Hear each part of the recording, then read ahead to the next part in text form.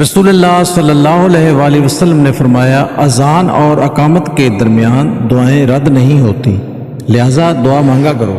رسول اللہ صلی اللہ علیہ وآلہ وسلم نے ارشاد فرمایا 4 چیزیں آپ کو ختم کر دیتی ہیں۔ نمبر 1 پریشانی، نمبر 2 غم، نمبر 3 بھوک، نمبر 4 دیر سے سونا۔ حضرت محمد صلی اللہ علیہ وآلہ وسلم فرماتے ہیں مہمان اپنا رزق لے کر آتا ہے اور صاحب خانہ کے گناہ لے کر جاتا ہے۔ حضور صلی اللہ علیہ وآلہ وسلم نے فرمایا میری امت کے تمام لوگوں کے گناہ اللہ بخش دے گا سوائے ان لوگوں کے جو گناہ کر کے لوگوں کو فخر سے بتائیں کہ ہم نے یہ گناہ کیا ہے۔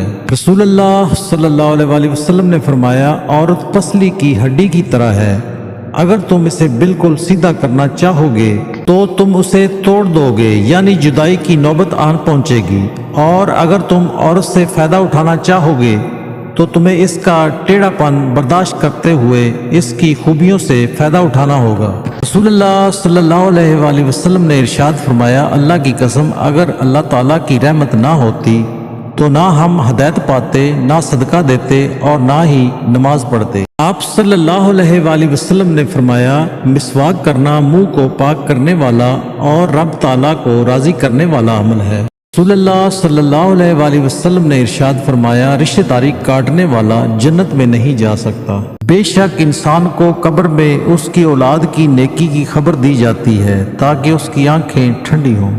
حضرت محمد مصطفیٰ صلی اللہ علیہ وآلہ وسلم نے فرمایا ایک شخص کسی مومن کو غمگین کرنے کے بعد اسے تمام دنیا بھی عطا کر دے تب بھی یہ اس کا کفارہ نہیں ہو سکتا اور نہ اسے کوئی اجر ملے گا۔